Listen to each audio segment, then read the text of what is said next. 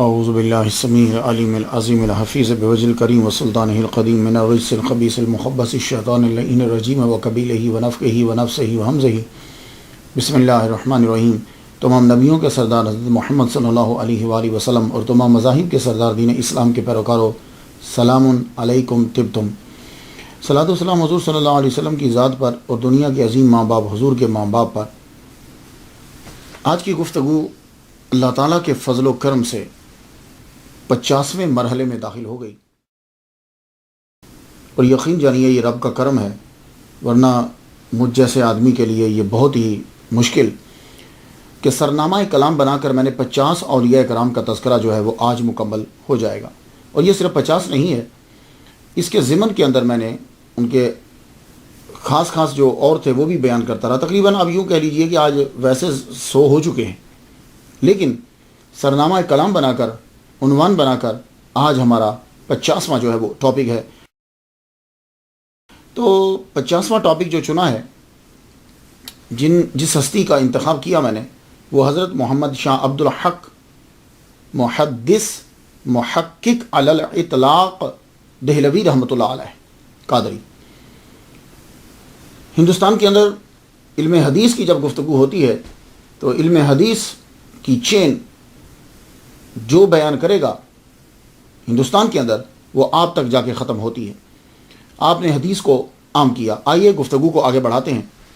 شاہ عبد الحق محدث دہلوی قادری رحمۃ اللہ علیہ، آپ 1551 میں 1551 میں آپ پیدا ہوئے، اور تاریخ وصال آپ کی دنیا سے جب رخصت ہوئے تو آپ 1642 1642 عیسوی کے اندر آپ دنیا سے رخصت ہوئے۔ تو یوں شمسی سالوں کے مطابق 91 سال آپ کی عمر ہوئی۔ 91 ایئرز آپ نے دنیا میں جو ہے وہ گزارے۔ انہوں نے اپنے 91 سال کے اندر کوئی لمحہ جو ہے وہ ضائع نہیں کیا۔ جب بھی آپ محدث بول دیں گے، کچھ لفظ ایسے ہوتے ہیں کہ ان کو بولا جائے تو ایک خاص ہستی کی طرف جو ہے وہ توجہ جو ہے وہ چلی جاتی ہے، وہ صفت اتنی مشہور ہو جاتی ہے۔ یہ بات یاد رکھیے، مصطفیٰ، حالانکہ استفاء کا لفظ جو ہے وہ اللہ تعالیٰ نے اور دوسرے نبیوں کے لیے بھی استعمال کیا ہے، لیکن جب آپ مصطفیٰ بولیں گے حضور صلی اللہ علیہ وسلم کی ذات کی طرف چلا جاتا ہے۔ تو کچھ الفاظ ایسے ہوتے ہیں جیسے مجنو آپ بولیں گے فوراً وہ ایک خاص آدمی کی طرف چلا جائے گا، ورنہ مجنو تو اور بھی بڑے لوگ گزرے ہیں۔ میری بات آپ سمجھ رہے ہیں؟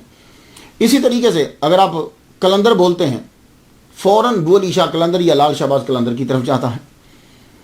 تو غوث پاک، حالانکہ بہت سے لوگوں کے ساتھ غوث پاک کا لفظ لگتا ہے، یہ ایک مرتبہ ایک رینک ہے، لیکن جب آپ غوث پاک بولیں گے تو فوراً عبد القادر گیلانی رحمۃ اللہ علیہ ذہن میں آئیں گے۔ تو اسی طرح جب آپ محدث کا لفظ بولیں گے، فوراً محدث اگر صاحب علم ہیں آپ، تو فوراً آپ کا دھیان جو ہے وہ شاہ عبد الحق محدث دہلوی رحمۃ اللہ علیہ کی طرف چلا جائے گا۔ یہ محدث محقق علی الاطلاق، بہت سے محدث ہیں، لیکن یہ وہ محدث ہیں کہ یہ لفظ ان کے نام کے ساتھ، یہ صفت ان کے نام کے ساتھ جو ہے وہ خاص ہو گئی۔ آپ کے والد گرامی، ان کا نام سیف الدین ہے، اور ان کے والد کا نام سعد اللہ ہے، بن فیروز بن ملک موسیٰ بن ملک معز الدین بن آغا محمد ترک بخاری رحمۃ اللہ علیہ۔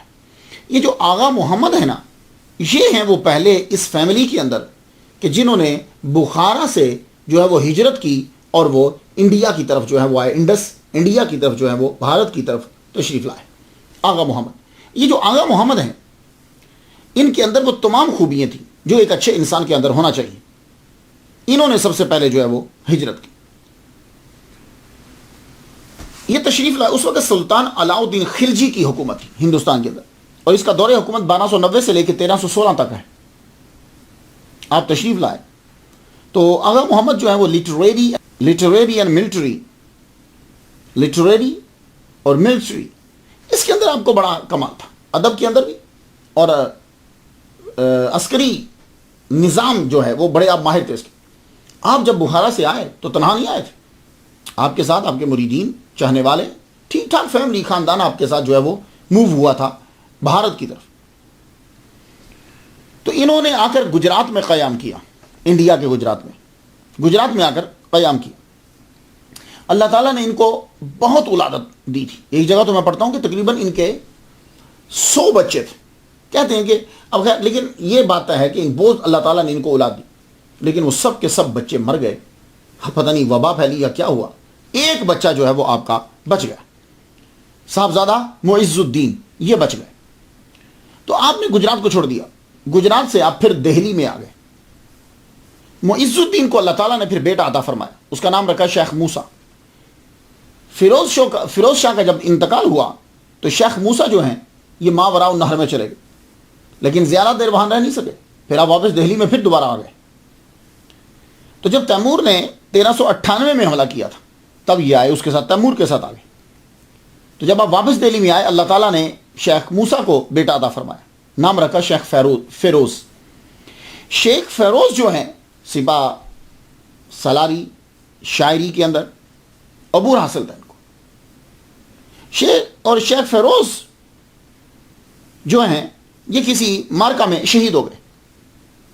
جب شہید ہوئے تو ان کی جو زوجہ تھی وہ ماں بننے والی تھی۔ ان کی شہادت کے کچھ ہی دنوں کے بعد اللہ تعالیٰ نے بیٹا عطا فرمایا۔ تو جو بیٹا پیدا ہوا اس کا نام تھا سعد اللہ۔ تو یہ سعد اللہ جو ہیں اللہ تعالیٰ نے ان کو بھی تمام خوبیوں سے نوازا، زبردست عالم دین، شاعر زبردست، خدا ترس آدمی۔ ان کو سعد اللہ کو اللہ تعالیٰ نے تصوف سے خاص لگاؤ عطا فرمایا۔ شیخ محمد کنگن رحمۃ اللہ علیہ کے ہاتھ پر انہوں نے بیعت کی تھی۔ تو یہ جو سعد اللہ تھے، اللہ تعالیٰ نے ان کو 2 بیٹے عطا فرمائے، 2 بیٹے۔ تو دوسرا بیٹا جو ہے وہ اللہ تعالیٰ نے ان کو شیخ سیف الدین، اس کا نام سیف الدین رکھا، سیف الدین کے نام سے مشہور ہوئے۔ تو سیف الدین جو ہیں یہ دہلی کے اندر 1514 عیسوی کے اندر پیدا ہوئے۔ ظرافت، معاملہ فہمی، بدلہ سنجی، شاعری میں مشہور تھے سیف الدین، شیخ سیف الدین۔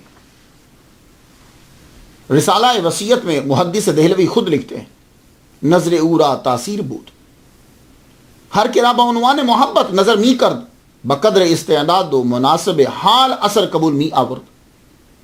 ان کی نظر میں بڑا اثر تھا، جب کسی پہ نظر ڈالتے تھے تو اپنی استعداد کے مطابق جو ہے وہ اثر قبول کر لیتا۔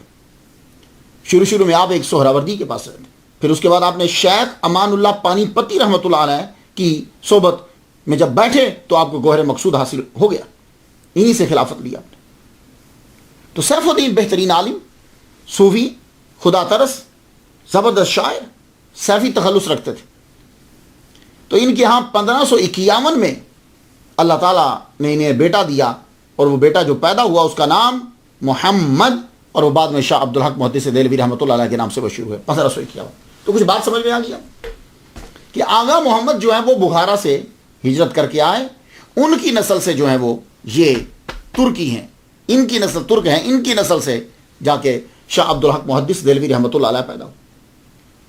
اب چونکہ پورا خاندان جو ہے وہ علم سے محبت رکھتا ہے، اور شیخ سیف الدین رحمۃ اللہ علیہ عالم دین، متقی، پرہیزگار، شاعر، صوفی، آپ نے خود جو ہے وہ اپنے بیٹے کو تعلیم دینا شروع کی، شاہ عبدالحق محدث دہلوی رحمۃ اللہ علیہ کو خود تعلیم۔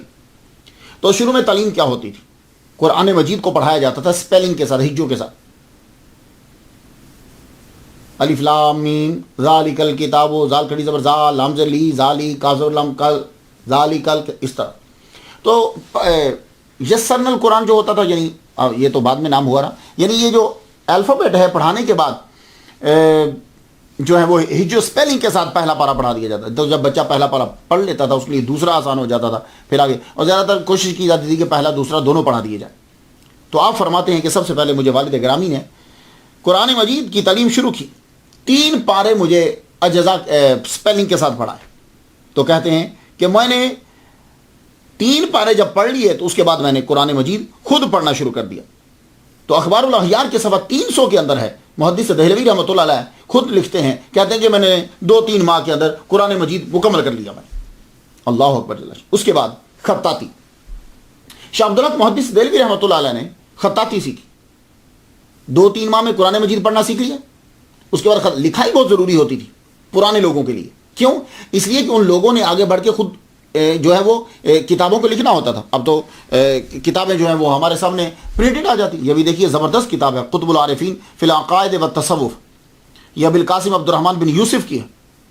یہ دنیا سے گئے تھے 599 ہجری میں، تو کیا آپ یہ سمجھتے ہیں کہ یہ کتاب اسی طرح تھی جیسے یہ خوبصورت کاغذ ہے؟ اب تو یہ امریکہ سے مل گئی نا، بیروت سے یہ چھپی ہے، لیکن تب ایسی تھی نہیں، انہوں نے اپنے ہاتھ سے لکھی تھی۔ تو یہ ضروری ہوتا تھا کہ جو بھی مدرسہ میں پڑھنے کے لیے جائے وہ لکھنا بھی سیکھے تاکہ اس کی لکھائی خوبصورت ہو جائے، اور وہ کتابوں کو یا کسی چیز کو لکھنا چاہے تو پھر وہ لکھ سکے۔ ہوتا کیا تھا کہ جب وہ کتاب پڑھا کرتے تھے تو استاد جو فرماتے تھے وہ یوں سائڈ کے اوپر لکھ لیتے تھے، تو لکھیں گے تبھی نا جب لکھائی اچھی ہوگی۔ تو آج کل تو ہماری لکھائی اچھی نہیں رہی، لیکن تب لکھنا جو ہے وہ تو خطاطی شاہ عبدالحق محدث دہلوی رحمۃ اللہ علیہ کے والد گرامی نے پھر خطاطی کی طرف توجہ دی، لکھائی کی طرف۔ تو کہ فرماتے ہیں کہ میرے ابا خود لکھواتے تھے مجھے، تو 1 ماہ کے اندر شاہ عبدالحق محدث دہلوی رحمۃ اللہ علیہ نے لکھنا سیکھ لی۔ اب والد گرامی نے توجہ دی کہ میں اپنے بیٹے کو کیا پڑھاؤں، تو جس کتاب کو وہ اہم سمجھتے وہ بیٹے کو پڑھا دیتے۔ آج کل تو یہ طریقہ ہوتا ہے نا کہ ترتیب سے پڑھایا جاتا ہے، علم النحو پڑھا دیجئے، علم الصرف پڑھا دیجئے، اور علم النحو جو ہے یہ صرف علم نحو نہیں، یعنی وہ علم النحو کتاب کا نام بتا رہا ہوں کہ یہ کتاب پہلے لگائی جائے نحو کی، پھر اس کے بعد جو ہے وہ نحو میر لگائی جائے، پھر اس کے بعد ہدایت النحو پڑھی جائے، پھر اس کے بعد جو ہے وہ یہ کتاب۔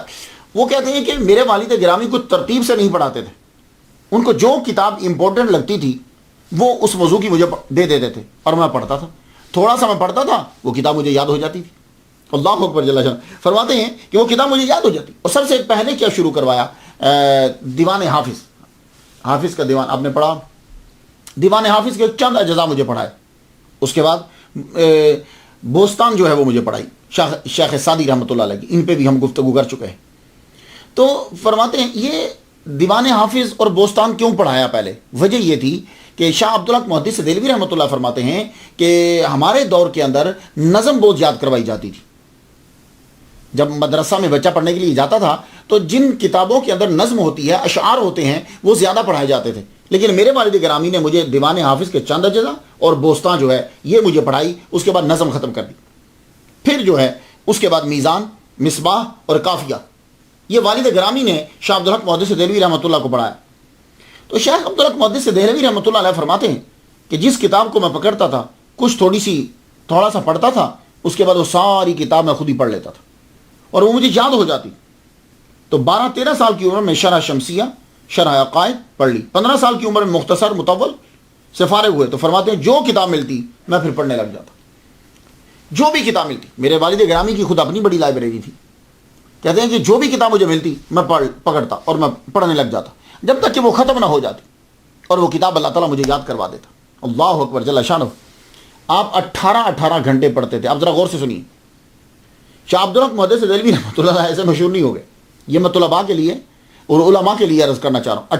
18 گھنٹے آپ مسلسل پڑھتے رہتے، یہ نارمل ہی تھا، اور کبھی کبھی یہ گھنٹے 20-22 تک چلے جاتے تھے۔ روزانہ کی بات کر رہا ہوں، اور یہ نارمل بات ہے آپ کی۔ 18 گھنٹے آپ نے جو ہے، تو سونے کا ٹائم انتہائی کم، بیٹھے بیٹھے 2 گھنٹے کبھی سو لیا۔ کیلولہ جو ہے وہ سنت تھا، وہ ضرور کرتے تھے آپ کیلولہ، حضور صلی اللہ علیہ وآلہ وسلم کی سنت بچپن سے۔ اور آپ جو پڑھنے کے لیے جاتے تھے، تو پڑھنے کے لیے جب جاتے تھے تو مدرسہ 2 مائل دور تھا، جسے اردو میں میل کہتے ہیں، مائل 2 مائل جو ہے وہ دور تھا یہ۔ تو 2 مائل طلوع آفتاب سے پہلے جاتے، وہاں پہنچتے، پھر کیلولہ کے لیے 2 مائل واپس آتے، کتنا ہو گیا 4، پھر کیلولہ کے بعد 2 مائل چلے جاتے، کتنا ہو گیا 6، پھر رات کو واپس آتے 2، 8 مائل روزانہ جو ہے وہ چلتے تھے، لیکن تھکتے نہیں۔ جب رات کو واپس پلٹ کر آتے تھے تو پھر مطالعہ میں لگ جاتے، پھر اپنا جو ہے وہ سبق یاد کرتے، اور اتنے منہمک ہو جاتے اسٹڈی کے اندر، مطالعہ کے اندر اتنے مصروف ہو جاتے۔ آپ پگڑی پہنتے تھے، اللہ اکبر جل شانہ۔ تو وہ کہتے ہیں کہ جب میں مطالعہ کر رہا ہوتا تو کیا ہوتا کہ وہ پلو جو ہے وہ بعض اوقات یوں جو ہے نا، وہ شمع ہوتی ہے، آپ کو معلوم ہے، دیا کبھی جلاتے، آج کل تو لائٹس ہیں نا، تب دیا ہوتا تھا، شمع ہوتی تھی، تو کہتے ہیں وہ دیا جو ہے وہ نیچے جل رہا ہوتا تھا، تو میں یوں پڑھ رہا ہوتا تو کبھی کبھی پلو یوں نیچے ہو جاتا، تو میں اتنا منہمک ہوتا کہ مجھے پتہ ہی نہیں چلتا کہ پگڑی کے پلو کو، وہ جو شملہ جسے آپ بولتے، جو بھی بول لیجیے، وہ جو اسے آگ لگ گئی۔ اور اکثر ایسا ہوا ہے کہ میری پگڑی جو ہے وہ جل جاتی، اور بعض اوقات میری داڑھی کو بھی کہتے ہیں کہ آگ لگ جاتی، اس قدر مطالعے کے اندر جو ہے وہ مصروف ہو جاتے۔ اللہ اکبر جل شانہ۔ آپ نے ہندوستان کے اندر رہتے ہوئے تمام مروجہ علوم جتنے تھے، جو کتابیں پڑھائی جاتی تھی، آپ نے سب کی سب، کچھ اپنے ابا کی مدد سے، کچھ دوسرے اساتذہ کی مدد سے، آپ نے وہ ساری کتابیں جو ہیں وہ پڑھ ڈالی۔ صرف ہندوستان میں نہیں. جب آپ ہندوستان میں پڑھ چکے تو پھر ابا سے بولے کہ مجھے آگے جا کر پڑھنا ہے, تو کہا ٹھیک ہے بیٹے, بخارا جاؤ, سمرقند جاؤ. اب وہاں گئے. پھر آپ وہاں سے واپس جب آئے تو والد گرامی علامہ شیخ سیف الدین ترک رحمۃ اللہ علیہ آپ فرمانے لگے قادری, کہنے لگے بیٹے جاؤ تم اب شیخ محمد موسیٰ گیلانی رحمۃ اللہ علیہ تم ان کے پاس جاؤ بیٹے اور جا کے ان کی بایعت کرو. یہ شیخ محمد موسیٰ جو ہیں یہ فتح پور سیکری میں رہتے تھے. فتح پور سیکری یہ اکبر بادشاہ کا دربار ہے, وہاں مرکز ہے سیاست کا. آپ جب وہاں پہنچے آپ نے ان کی بایعت کی. یہ شیخ محمد موسیٰ گیلانی کے پاس کیوں بھیجا؟ کیا اس وقت بھارت کے اندر کوئی اور تصوف کے پیر نہیں تھے؟ اصل میں وجہ یہ تھی کہ آپ کے خاندان کو اور خاص طور پر شیخ سیف الدین قادری رحمۃ اللہ علیہ ان کو عبد القادر گیلانی رحمۃ اللہ سے بڑا پیار تھا. یہ وجہ تھی اصل, یہ بات یاد ہے کہ ابا کو عبد القادر گیلانی رحمۃ اللہ علیہ غوث پاک سے بڑا ہی پیار تھا. تو شیخ محمد موسیٰ گیلانی ان کی اولاد سے تھے. تو کہنے لگے بیٹے جاؤ ان کی جا کے بایعت کر لو. حالانکہ وہ دربار کے اندر رہتے تھے, سیاست کا وہ مرکز تھا, گڑھ تھا. آپ وہاں پہنچے, آپ نے جا کر ان کی جو ہے وہ بایعت کر لی. بایعت کری, لیکن آپ سیاست سے آپ کی کوئی وابستگی نہیں, سیاست سے آپ بالکل سائڈ پہ رہتے. تو والد گرامی جو ہیں یہ عبد القادر گیلانی رحمۃ اللہ علیہ کے بڑے دیوانے. عشق مصطفیٰ کا اثر, محبت اور اولیاء سے محبت کا نتیجہ خوف خدا ہوتا ہے. جب حضور سے محبت ہوگی, اولیاء سے محبت ہوگی, تو یہ بات یاد رکھنا, پھر نتیجہ کیا نکلتا ہے؟ پھر خوف خدا, عبادت, پھر اس کے اندر اچھائیاں پیدا ہوتی. یہ اثر ہے اس کا. آپ آخری عمر میں بھی بہت زیادہ قرآن پڑھتے تھے. شاہ عبدالحق محدث دہلوی رحمۃ اللہ کے والد گرامی. اس لیے جب اولاد پیدا ہو جاتی ہے نا, اول تو چاہیے کہ ہمیں شادی سے پہلے بھی عبادت شروع کر دینی چاہیے, کیونکہ انسان کی باڈی کے اندر اثر پڑتا ہے. لیکن جب بچے ہو جائیں تو ہم سب لوگوں کو خاص خیال رکھنا چاہیے. خاص طور پر جب بھی میں جاتا ہوں امریکہ کی اسٹیٹس کے اندر, تو میں والدین سے یہ کہتا ہوں کہ جب تمہارا بیٹا پیدا ہو جائے تو یہ مت سوچنا کہ وہ پیدا ہو گیا اس کو کچھ پتہ نہیں, نا اسی دن سے تم اپنے لائف کو چینج کر دو. نظام الدین والملت والاولیاء کا نظام اپنی زندگی کے اوپر اپنا لو. یا اب بچہ تمہیں مسلسل واچ کرے گا, یہ بات یاد رکھنا. تمہارے بولنے سے وہ نہیں سمجھے گا, جو تمہارے کرنے سے دیکھ کے تمہیں وہ جو سمجھے گا. اس لیے یہ جتنے ماں باپ ہیں ان کو اپنے اندر وہ چیزیں جو ہیں وہ پیدا کر لینی چاہیے, ورنہ کیا ہوگا کہ 15-16 سال کے بعد ان کو وہ سزا بھگتنا پڑے گی. وہ جو آخری عمر میں جب آپ بہت علیل ہو گئے تو اب آپ کے ہر وقت روتے رہتے, قرآن مجید پڑھتے, قرآن مجید کی آیات پڑھتے ہوئے جب اس کے اندر آتی ہیں آیات عذاب کا جس کا اندر تذکرہ ہوتا, دوزخ کا تذکرہ, بہت زیادہ روتے. اور جہاں کوئی تھوڑا سا اللہ تعالیٰ کی رحمت کا تذکرہ ہوتا تو ہم اس کو رونے لگ جاتے. تو جب آپ کا آخری وقت ہوا تو آپ نے اپنے بیٹے شاہ عبدالحق محدث دہلوی رحمۃ اللہ علیہ کو بلا لیا. فرمانے لگے تم آ جاؤ, میرا وقت آخری ہے, میں بہت علیل ہوں, تم آ جاؤ. تو آخری وقت میں آپ فرماتے ہیں بیٹے ذرا قرآن مجید تو پڑھو. تو شاہ عبدالحق محدث دہلوی رحمۃ اللہ علیہ اپنے ابا کے پاس بیٹھ کر قرآن پڑھ رہے ہیں. ان الذین قالوا ربنا اللہ ثم استقاموا تتنزل علیہم الملائکہ. اللہ اکبر جل شانہ, کیا خوبصورت ایسی امید والی آیا ہے. ان الذین قالوا, بے شک وہ لوگ کیا انہوں نے کہ اللہ ہمارا رب ہے, ثم استقاموا, پھر ڈٹے رہے, تتنزل علیہم الملائکہ, فرشتوں کا نزول ہوتا ہے ان پر, فرشتوں کا نزول ہوگا. تو یہ جب ہوا تو امید لگ گئی, بڑے خوش ہوئے, کہنے لگے امید لگ گئی, امید لگ گئی. اللہ کی بارگاہ میں بڑے خوبصورت انہوں نے جملے بولے. وہ جملے ذرا سن لیجیے. یہ جملے کبھی میں بھی بولا کرتا ہوں لیکن کچھ اور انداز سے ہوتے ہیں. آپ سب لوگ ان جملوں کو بہت دھیان سے سنیے کہ شاہ عبدالحق محدث دہلوی رحمۃ اللہ علیہ نے کیا جملے کہے, خدا کی قسم غضب کر دی. میں کریم کے پاس آیا ہوں, نہ توشہ ہے, نہ نیکیاں ہیں, نہ قلب سلیم ہے. جب ایک کریم کے ہاں جائیں تو توشہ لے جانا مناسب بات نہیں ہے, ناموضوع ہے. سنا آپ نے؟ اور یہ جملہ وہی کہے گا جس کی ساری زندگی جو ہے وہ خدا تعالیٰ کی اطاعت میں گزری ہے. اب یہ ماننا کہ یہ جملے یہ جملے نکلیں گے نہیں, یہ نکلیں گے اسی کے منہ سے جس کی زندگی عبادت میں گزری ہے. کیا جملہ ہے؟ میں اس کو آسان طریقے سے سمجھا دوں.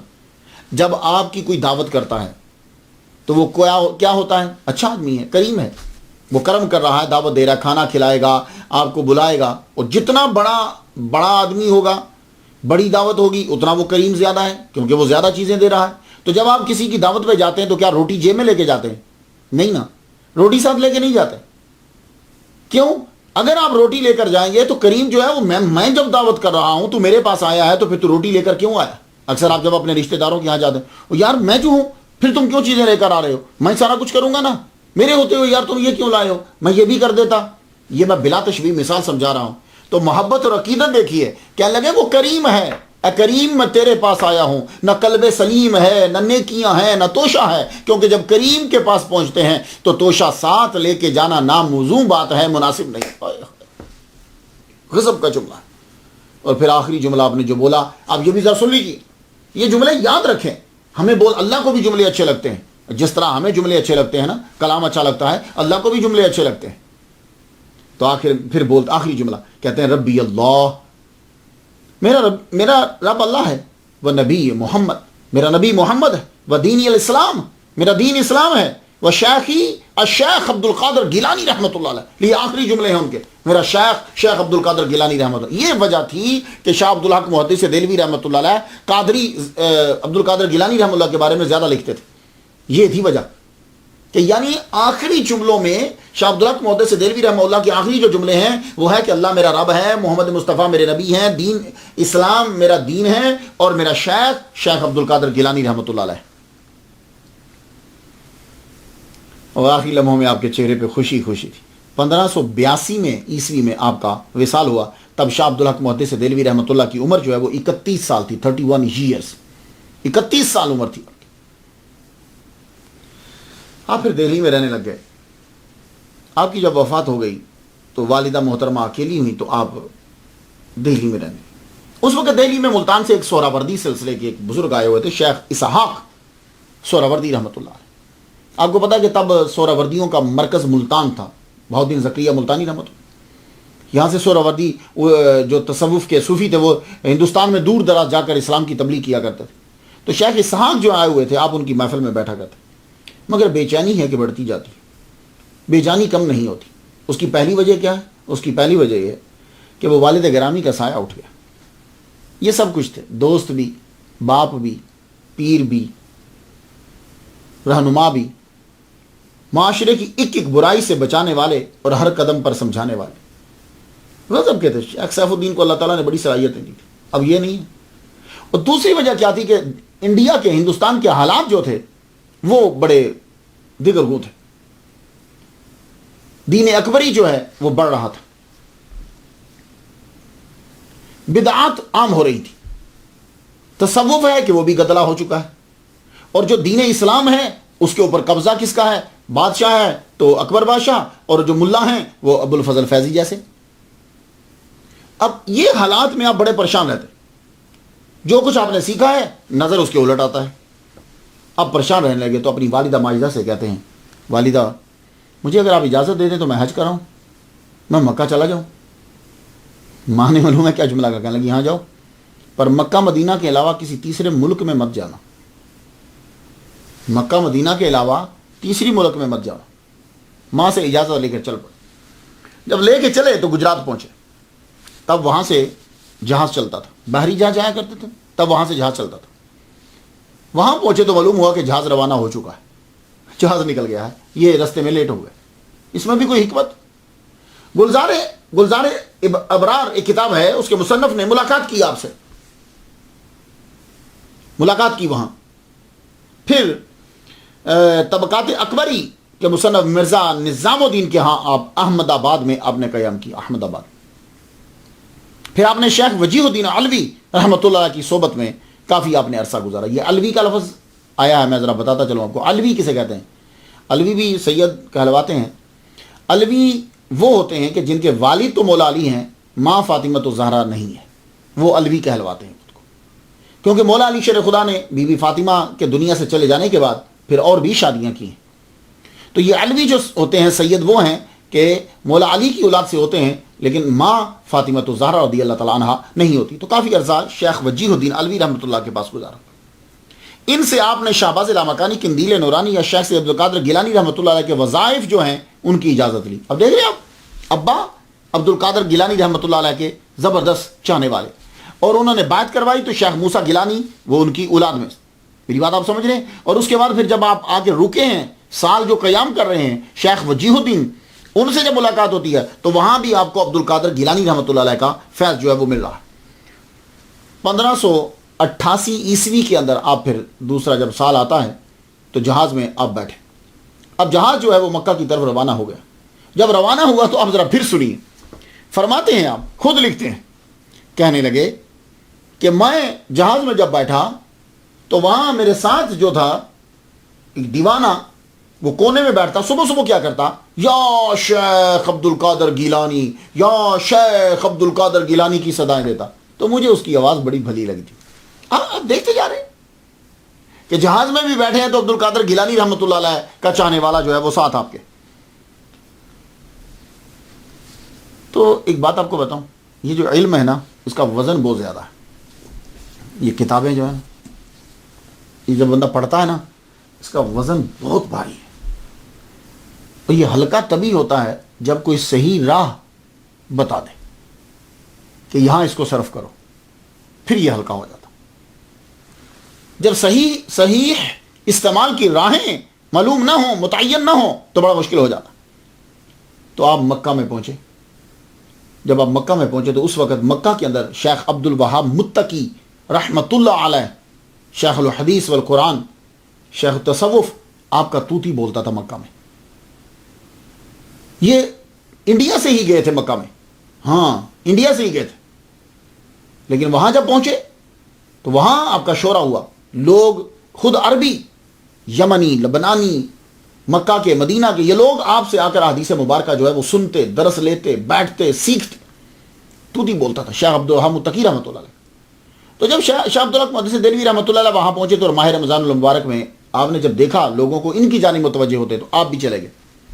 وہاں بیٹھے, ان کی حلقہ میں درس میں بیٹھے. شیخ عبد الحق محدث دہلوی رحمۃ اللہ پہلے ہی بہت بڑے عالم تھے, اب تو یہاں سے سب کچھ پڑھ کر گئے ہیں. تو جب بیٹھے تو ہم شیخ عبد الوہاب متقی رحمۃ اللہ نے پاس بٹھا لی.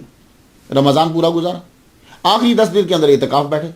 اعتکاف کے اندر نہ جانے کیا کیا چیزیں حاصل کی, کیا انہوں نے دی. محبت جو ہے وہ آپ کی بڑھ گئی. محبت جب بڑھ گئی, آپ نے حج کے موسم آ گیا, حج کا موسم آیا, ماہ رمضان المبارک, شوال, ذیقعد اور ذوالحج.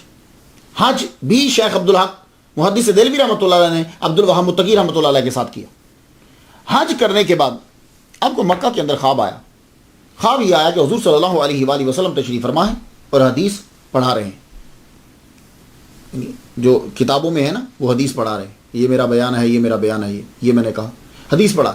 اس کے بعد دوسرا خواب آپ کو یہ آیا کہ حضرت امام حسین رضی اللہ تعالیٰ عنہ آپ جو ہیں وہ دشمنوں سے لڑنے کے لیے لشکر کی تیاری کر رہے ہیں. تو یہ دونوں چیزوں نے, اس کی تعبیر جو تھی وہ یہی تھی کہ تم یہاں سے حدیث کا علم حاصل کرنے کے بعد جو حدیث کے دشمن ہیں جا کر ان سے لڑو, حدیث کا علم پھیلا. تو آپ کی توجہ ایک دم حدیث کی جانب مڑ گئی. اب محدث دہلوی سمجھ میں آئے گا آپ کو. تو جب یہ آپ نے خواب دیکھا تو باوجود اس بات کے کہ آپ مسلم, بخاری, ترمذی, نسائی, ابن ماجہ, ابو داؤد یہ سب پڑھ چکے ہیں, آپ نے دوبارہ سے پھر پڑھنی شروع کر دی. شیخ عبد الوہاب متقی سے 3 سال تک آپ نے حدیث مبارکہ کا علم پھر سے لینا شروع کر دیا. 3 سال رہ کر آپ نے علم حدیث جب پڑھا تو صرف علم حدیث ہی نہیں, تصوف کا بھی علم ان سے سیکھا. اور آپ نے بھی خاص دھیان دیا شیخ عبد الحق محدث دہلوی رحمۃ اللہ علیہ کی طرف. آپ نے ان کو حرم شریف کے اندر ایک حجرہ لے دیا. اس حجرے کے اندر آپ نے ان کو ریاضت اور چلہ کے لیے بٹھا دیا. 7 دن کے بعد عبد الوہاب متقی رحمۃ اللہ علیہ تشریف لاتے تھے اور آ کر حجرے کے اندر داخل ہوتے اور پوچھتے کہ ان 7 دنوں کے اندر آپ کے اوپر کیا کیا چیزیں وارد ہوئی ہیں. پھر اس کے بعد پھر راہ کا تعین کرتے, بتلاتے. تو وہاں اس میں بھی تو جب ریاضت مکمل ہو گئی تو پھر مسلم شریف کا درس شروع ہوا. تو یہ مسلم شریف اور بخاری شریف, کچھ لوگ مسلم شریف کو بخاری شریف کے اوپر ترجیح دیتے ہیں, کہتے ہیں کہ مسلم شریف کے اندر احادیث جو ہیں وہ صحیح اور مسلم شریف کے اندر جو ہیں وہ کم وہ راوی ہیں کہ جن راویوں کے اوپر اعتراض ہوتا ہے. خیر گاڈ نوز بیٹر, مجھے ان پہ گفتگو نہیں کرنا. تو مسلم شریف کا جو ہے وہ درس لیا. پھر شیخ نے اب فرمایا کہ تم اب ہندوستان واپس چلے جاؤ. کہنے لگے میں نہیں جاؤں گا, میں حضور صلی اللہ علیہ وسلم کا در چھوڑ کر, میں مکہ چھوڑ کے میں نہیں جاؤں گا. آپ فرمانے لگے ہم تمہیں حکم دیتے ہیں کہ تم چلے جاؤ. گفتگو ہوتی رہی, یہ بھی دلائل دیں, یہ اپنے عشق کے دلائل دیں اور وہ جو ہیں وہ اپنے فرض کے دلائل دیں. شیخ عبد الحق محدث دہلوی عشق مصطفیٰ کے آگے مجبور. آپ فرماتے ہیں مجھے یہاں سے نہیں جانا, میں سرکار کے قدموں میں رہنا چاہتا ہوں. اتنی محبت تھی کہ جب مدینہ جاتے تو آپ اپنے جوتے اتار دیتے, ننگے پاؤں مدینہ کی گلیوں میں آپ پھرتے تھے. شاہ عبداللہ محدث دہلوی رحمہ اللہ, اتنا عشق تھا حضور صلی اللہ علیہ وآلہ وسلم سے. کہنے لگے مجھے پیر صاحب یہاں رہنے دیجیے, لیکن پیر صاحب پر ان کو فرض, وہ جو دیکھ رہے تھے چیز کہ جو ان سے لینا ہے کام, ہم نے کہا نہیں تم جاؤ, تمہیں جانا ہے ہندوستان. جب اصرار بڑھ گیا تو آپ فرمانے لگے اچھا پھر مجھے آپ بغداد جانے دیجیے. فرمانے لگے نہیں تم بغداد نہیں جاؤ گے. کہنے لگے مجھے عبد القادر گیلانی رحمہ اللہ کے روضہ پہ جانا ہے, مجھے وہاں پہنچ. فرمانے لگے نہیں تم نہیں جاؤ گے, مجھے معلوم ہے کہ جو جتنی تم محبت کرتے ہو ان سے تم بغداد میں ہی رک جاؤ گے, پھر بغداد سے تم آگے نہیں جاؤ گے. فرمانے لگے مجھے جانے تو دیجیے. اب عبد الوہاب متقی رحمۃ اللہ علیہ نے فرمایا سنو, جب آپ چلے تھے ہندوستان سے تو کیا کہا تھا آپ کی والدہ نے کہ مکہ اور مدینہ کے علاوہ کسی تیسرے ملک میں مت جانا. تو اب مجھے یقین ہے کہ اگر آپ بغداد گئے تو آپ وہاں سے ہلو گے نہیں, وہیں آپ ساری زندگی گزار دو گے. اب انہیں یاد آیا کہ میری والدہ نے مجھے اجازت نہیں دی. تو شاہ عبدالحق محدث دہلوی رحمۃ اللہ علیہ وہاں سے اب جو ہے وہ سیدھا چلے. اللہ اکبر جل شانہ. جب وہ روانہ ہونے لگے تو شیخ عبد الوہاب متقی رحمۃ اللہ علیہ نے خلافت عطا فرمائی, اور آپ نے خاص طور پر عبد القادر گیلانی رحمۃ اللہ علیہ کا جبہ عطا فرمایا. اللہ اکبر, کیا بات ہے. میرے لیے دعا کیجیے گا, میں بڑی کوشش کر رہا ہوں کہ میری حاضری ہو جائے. اب میں انشاءاللہ یہ آخری لیکچر یہاں امریکہ میں, ابھی مجھے کل پرسوں میں روانہ ہو جاؤں گا پاکستان کے لیے.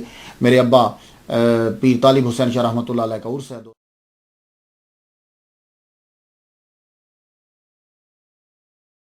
نومبر کو مجھے وہاں پہنچنا ہے. اس کے علاوہ اور بھی جلسے ہیں, عمان میں بھی ہے, کویت میں بھی ہے. میں کوشش کر رہا ہوں وہ اس پاک کے در پہ جا کے اپنی داڑھی سے جھاڑو دوں میں جا کے.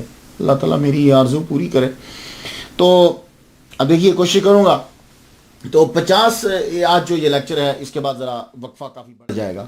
دوبارہ سے پھر میں آؤں گا واپس امریکہ, تو پھر میں آپ سے لیکچر جو ہے وہ شروع کروں گا. اس کے علاوہ جہاں جہاں پہنچا آپ کے لیے دعائیں میں کرتا رہوں گا اور پہنچوں گا. تو آپ فرمانے لگے اب تم واپس جاؤ. تو عبد القادر گیلانی رحمۃ اللہ علیہ کا جبہ جو ہے وہ انہوں نے عطا کیا, بڑی سعادت ہے, وہ لے کے اب آپ واپس روانہ ہوئے. 1591 میں 1591 عیسوی میں آپ دہلی واپس آئے. حضور صلی اللہ علیہ وآلہ وسلم سے محبت اور پیار آتے ساری آپ نے یہاں ایک مدرسہ کا قیام کیا, مدرسہ بنایا. مدرسہ کے ساتھ آپ نے لائبریری بنائی, اور آپ مکہ اور مدینہ سے بہت ساری کتابیں لے کر آئے تھے. ہاتھ کی لکھی ہوئی کتابیں, کاپی اس دور میں لکھی جاتی تھی, ہاتھ کی لکھی کتابیں بہت ساری, خود آپ بھی لکھتے رہتے تھے. بہت سی کتابیں لے کر آئے, ابا کی کتابیں بھی تھیں, بہت سارا سرمایہ تھا, سارا جمع کر کے ایک ٹاپ کی لائبریری آپ نے انڈیا کے اندر بنا دی. اتنی بڑی لائبریری بنا دی کہ جتنے دہلی کے لوگ تھے ان کو پڑھنے کے لیے آپ ہی کی لائبریری کی طرف آنا پڑتا تھا.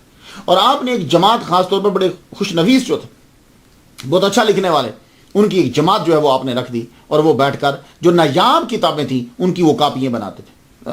آج کل تو یہ ہوتا ہے نا کہ ہم ایک دم سے فوٹو کاپی میں رکھ دیتے ہیں اس میں, لیکن نہیں, تب وہ لکھتے تھے. یہ کتاب ہے اس میں, اسی لیے آپ کو بہت ساری اغلاط جو ہیں وہ پرانی کتابوں میں مل جاتی ہیں, کیونکہ کاتب جب لکھتا تھا تو کوئی نہ کوئی چیز ایسی کر دیتا تھا, نقطہ اوپر کا نیچے, نیچے کا اوپر, ادھر کا ادھر, خواہ کا خواہ, وہ کر دیتا تھا, ہو جاتا تھا اسے.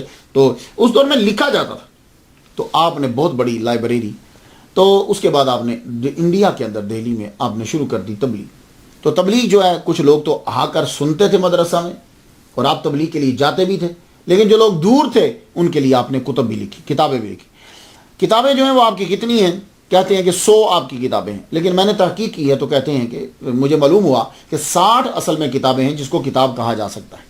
60 کتابیں ہیں آپ کی, اور باقی جو 100 تعداد کی گئی ہے اصل میں وہ 40 رسالے, ہر رسالے کو ایک کتاب قرار دے دیا گیا. اور وہ کتاب جب بنایا گیا اسے تو وہ کہتے ہیں کہ 40 اور 60 اور 40 100 بن گئی. گاڈ نوز بیٹر, اللہ بہتر جانتا ہے. لیکن آپ نے جو لکھا غضب کا لکھا. اخبار الاخیار آپ نے کتاب لکھی, فتح الغیب آپ نے کتاب لکھی, زاد المتقین فی سلوک طریق یقین آپ نے کتاب جو ہے وہ لکھی, جذب القلوب لکھی, تکمیل الایمان لکھی, اشاۃ اللمعات 6 سال میں مکمل کیا اس کتاب کو. اصل کام آپ کا یہی ہے. مشکان شریف کی آپ نے جو ہے وہ ترجمہ 2 زبانوں میں کیا, اس کی تشریح لکھی, ایک فارسی کے اندر اور ایک عربی کے اندر. چونکہ اس وقت انڈیا میں فارسی زبان تھی اور عوام فارسی ہی سمجھتے تھے, تو آپ نے عوام کے لیے جو ہے وہ فارسی زبان میں حدیث کی شرح لکھ دی. اور پھر کچھ ایسے نکات تھے کہ جو علماء کو بھی سمجھانے تھے, تو آپ نے وہ عربی کے اندر لکھ دی. دونوں زبانوں میں لکھ کر, اللہ اکبر. تو آپ کی کتابیں جب ہم پڑھتے ہیں تو آپ نے کیا کیا کہ تصوف گدلا ہو گیا تھا، تو اولیاء کرام خاص طور پر عبد القادر گیلانی رحمۃ اللہ علیہ کا تصوف جو ہے، آپ کی جو کتابیں ہیں وہ آپ نے لکھی، ان کی شان میں لکھی، اور اولیاء کرام کے تذکرے لکھ کر لوگوں کو بتائے دیکھیں یہ اولیاء کرام ہوتے ہیں، تم کیا کر رہے ہو، یہ ہیں اولیاء کرام۔ پھر آپ نے حدیث شریف اس کے اوپر جو ہے وہ کتابیں لکھی، عقائد کے اوپر آپ نے کتابیں لکھی، عمل کیا کرنا ہے ہر مہینے کے اندر، یہ ہے، یہ چیز ہے، یہ ہے، آپ نے اس پہ کتابیں لکھی۔ اللہ اکبر جل شانہ، یہ آپ نے کتابیں لکھ کر ان کو پھیلا دی۔ بڑی کوشش کی گئی گورنمنٹ کی جانب سے، دربار کی جانب سے، کہ آپ کو بھی دربار میں شامل کر لیا جائے۔ شاہ عبد الحق محدث دہلوی رحمۃ اللہ علیہ اگر چاہتے تو دربار میں آسانی سے شامل ہو سکتے تھے، کیوں بھلا؟ اس لیے کہ ابو الفضل فیضی جو ہے، جو پینچ ہے، جو سرپنچ ہے، وہ آپ کا دوست ہے، آپ کا ہم عمر بھی ہے، کیونکہ عبد الفضل فیضی جو ہے وہ بھی 1551 میں پیدا ہوا ہے، اور شاہ عبد الحق محدث دہلوی رحمہ اللہ بھی ایک ہی سال ہے۔ اور ابو الفضل فیضی جو ہے، یہ بات یاد رکھیے گا، یہ مجدد الفسانی رحمۃ اللہ علیہ کو بھی جانتا ہے، شاہ عبد الحق محدث دہلوی رحمۃ اللہ علیہ کو بھی جانتا ہے۔ میں آپ کو بتا دوں کہ ہوتا یہ تھا کہ دہلی کے اندر یا جب یہ بڑے بڑے علماء ہوتے تھے، یہ ایک جگہ پہ بیٹھتے تھے، ابو الفضل فیضی بھی آتا تھا، اور جب گفتگو ہوتی تھی تو وہ جان جاتا تھا کہ کس کے اندر کتنا دم ہے، اسے معلوم ہوتا تھا۔ مجدد الفسانی رحمۃ اللہ علیہ شروع میں جب گئے ہیں، وہ آپ کی محفل میں بیٹھتا، ایک دن اس نے وسلم کے بارے میں کچھ عجیب قسم کی باتیں کی، تو آپ نے فرمایا آج کے بعد تیری میری دوستی ختم، اب تو میری محفل میں نہیں بیٹھے گا، نہ آئے گا نہ میں جاؤں گا۔ تو شاہ عبد الحق محدث دہلوی رحمۃ اللہ علیہ اگر چاہتے تو ابو الفضل فیضی کے ذریعے سے دربار میں اعلیٰ عہدہ حاصل کر لیتے، لیکن آپ نے فیضی کو بھی چھوڑ دیا۔ کیوں چھوڑا؟ شیخ عبد الحق محدث دہلوی رحمہ اللہ فہرست التوالیف، بڑا مشکل پروننسیشن ہے، فہرست ہوتا ہے نا، فہرست التوالیف کتاب کا نام ہے۔ تو فرماتے ہیں فیضی اگرچہ فصاحت و بلاغت میں ممتاز روزگار تھا، لیکن افسوس اس نے کفر اور گمراہی کے گڑھے میں گر کر بدبختی کا نشان اپنے حالات کی پیشانی پر لگا لیا۔ مومنوں کے لیے اس کا اور اس کی منحوس جماعت کا نام لینے سے پرہیز ہے۔ سن لیا آپ نے؟ تو اس دور میں تصوف اور دین دونوں دھندلا رہے تھے، دین اکبری اپنی چال چل رہا ہے، صوفیہ اپنی چال چل رہے ہیں۔ تو آپ نے پھر کیا کیا کہ تصوف کو صاف کرنے کے لیے اولیاء کے تذکرے لکھے، اور لوگوں کے معاملات اور دین کو صاف کرنے کے لیے حدیث پر زور دیا۔ ہر طرف کالا کالا کی صدائیں جو ہیں وہ بلند ہونے لگی۔ تو اس دور میں کیا ہوتا تھا؟ ایک مثال دیتا ہوں آپ کو، سید محمد جونپوری، اس نے اپنے آپ کو کہا کہ مجھ میں اور نبی میں کوئی فرق نہیں ہے، حضور پاک میں جو ان کے پاس تھا میرے پاس بھی ہے، صرف فرق یہ ہے کہ میں اتباع کر کے اس مقام تک پہنچ گئی۔ یعنی وہی جو مرزئی کہتا ہے کہ ذلی بروزی، وہی اس نے ذلی بروزی کا بھی کانسیپٹ دیا ہے کہ میں ان کی اتباع کرتے کرتے اس مقام پر پہنچ گیا ہوں۔ اللہ اکبر جل شانہ، استغفر اللہ۔ اکثر جب ہم پڑھتے ہیں مجدد الفسانی رحمۃ اللہ علیہ اور شاہ عبد الحق محدث دہلوی رحمۃ اللہ علیہ کو، تو لوگ یہ سمجھتے ہیں شاید دونوں کی آپس میں لڑائی ہوتی تھی۔ نہیں، دونوں کی لڑائی نہیں تھی آپس میں۔ مجدد الفسانی رحمۃ اللہ علیہ جو ہیں وہ خواجہ باقی بلا رحمۃ اللہ علیہ کے مرید ہیں، تو شاہ عبد الحق محدث دہلوی رحمۃ اللہ علیہ نے بھی ان سے فیض لیا ہے۔ یار میں کبھی کبھی حیران ہوتا ہوں، آپ دیکھو کہ عبد القادر گیلانی رحمہ اللہ حنبلی ہیں، شاہ عبد الحق محدث دہلوی رحمہ اللہ حنفی ہیں۔ ایک مرتبہ ان کا من چاہا کہ میں شافعی بن جاؤں، ایک مرتبہ ان کا من چاہا، لیکن شیخ عبد الوہاب متقی رحمۃ اللہ علیہ نے ایسا لیکچر دیا، امام اعظم رحمۃ اللہ علیہ کی ایسی شان بیان کی کہ وہ فرمان لگے کہ پھر میں نے وہ جو ہے وہ چھوڑ دی۔ یہ شاہ عبد الحق محدث دہلوی حنفی، عبد القادر گیلانی حنبلی، لیکن آپ محبت دیکھیے ان کی۔ اسی طرح یہ شاہ عبد الحق محدث دہلوی رحمہ اللہ قادری، خواجہ باقی بلا نقشبندی، لیکن یہ ان کی عزت کرتے ہیں، محبت دیکھیے۔ یہ ان چیزوں کو سمجھنے کی ضرورت ہے۔ یہ ہمیں چیزیں صرف اولیاء میں ملتی ہیں، صوفیاء میں، اتقیاء میں ملتی ہیں۔ قادری سہروردی کی عزت کر رہا ہے، نقشبندی قادری کی عزت کر رہا ہے، قادری نقشبندی کی عزت کر رہا ہے، سب ایک دوسرے۔ کیوں؟ یہ صرف طریقے جدا ہیں، مقصد سب کا ایک ہی ہے۔ تو مجدد الفسانی رحمۃ اللہ علیہ اور شاہ عبد الحق محدث دہلوی رحمۃ اللہ، کام دونوں نے ایک ہی کیا ہے، یا دونوں کا کام کوئی جدا نہیں ہے۔ ایک نے توحید کو سامنے رکھ کے کیا ہے، اور ایک نے رسالت کو سامنے رکھ کے کیا ہے۔ ایک نے توحید کا کنسیپٹ کلیئر کیا ہے، اور ایک نے رسالت کے مقام کو واضح کیا۔ مقصد دونوں کا ایک تھا، طریقے مختلف ہیں۔ شاہ عبدالحق محدث دہلوی رحمہ اللہ مجدد الفسانی سے 9 سال بڑے ہیں. غور سے سنیے گا. مجدد الفسانی رحمۃ اللہ علیہ 9 سال چھوٹے ہیں شاہ عبدالحق محدث دہلوی رحمۃ اللہ علیہ سے.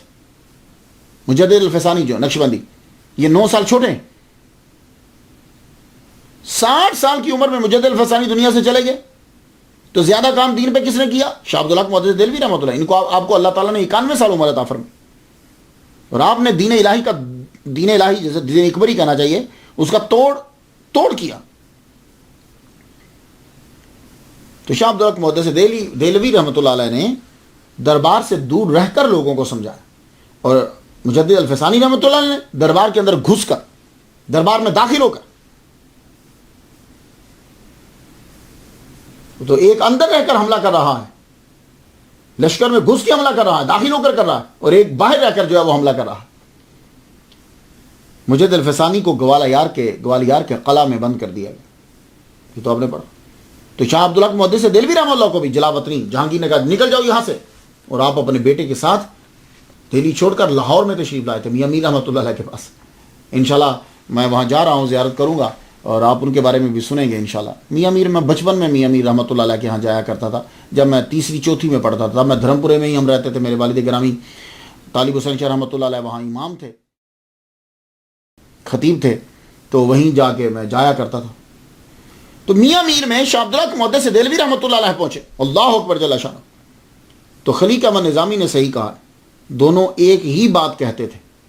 اس نے جملہ بڑا پیارا بولا، دونوں ایک ہی بات کہتے تھے. ایک جذبے اور جوش سے کہتا تھا اور دوسرا نرمی سے بات کرتا تھا. 1611 میں آپ نے خانقاہ کا بھی قیام کیا، ایک خانقاہ بنائی، اس کا نام رکھا خانقاہ قادری. تو آپ نے 4 چیزوں کے اوپر بڑی توجہ دی، حدیث پہ، تصوف پہ، فقہ حنفی پہ، اور حقوق العباد کے اوپر. آپ کو بادشاہ نے، جب آپ نے اس کی بات نہیں مانی تو اس نے آپ کو نکال دیا. جہانگیر نے کہا چاہو نکل جاؤ، چلے جاؤ یہاں سے. تو آپ جب لاہور تشریف لائے تو آپ نے میاں میر رحمۃ اللہ علیہ کے پاس آ کر قیام کیا، وہاں آپ رہے. تو میاں میر رحمۃ اللہ فرمایا کہ آپ کہیں مت جائیے، آپ واپس دہلی جائیے، آپ کو واپس جانا ہے. 4 دن گزرے، صرف 1627 نہ، یہی جو اکتوبر ابھی جا رہا ہے نا، اکتوبر 1627. اب لاہور میں میاں میر کے کہنے پر آپ واپس جانے کے لیے تیار ہوئے. تو 4 دن کے بعد خبر آ گئی کہ جہانگیر مر گیا. پھر شاہ جہاں نے آپ کو اور آپ کے صاحبزادہ کو واپس بلا لیا، اور آپ کے صاحبزادہ جو شیخ نور الحق ہیں ان کو آگرہ کا قاضی جو ہے وہ مقرر کر دیا. تو دنیا میں جو آدمی آتا ہے پھر آخر اس کو جانا بھی ہوتا ہے. آپ نے 51 سال دن رات لگا کے، 51 سال یعنی جب آپ پڑھ لکھ چکے، جب بیٹھے تو اس کے بعد کی بات کر رہا ہوں، 51 سال 51 ایئرز دن رات آپ نے حدیث کی تعلیم کو جو ہے وہ عام کیا. کئی بار حضور صلی اللہ علیہ وآلہ وسلم کا آپ کو دیدار ہوا. ساری زندگی ان کی سیرت، صورت، کال، حال، خصائل و فضائل و شمائل کو ہی بیان کرتے ہیں. ذرا پڑھیے، آپ ان کی کتابیں ضرور پڑھیں. مدارج النبوت پڑھو، اللہ اکبر جل شانہ، مشکات شریف کی شرح آپ پڑھیے.